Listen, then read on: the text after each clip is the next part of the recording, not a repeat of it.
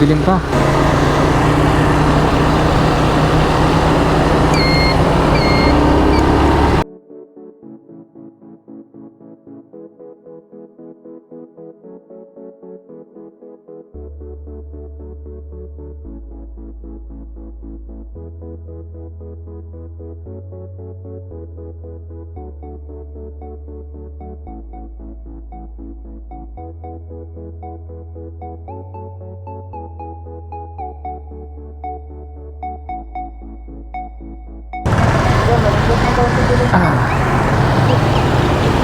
Good luck sa lakad natin. At ang pupuntahan natin ngayon, isang kilalang simbahan mula sa Santo Tomas, Batangas. Ang National Shrine of Saint Padre Pio, o mas kilala sa tawag na Padre Pio Shrine. Paano ba makarating dito?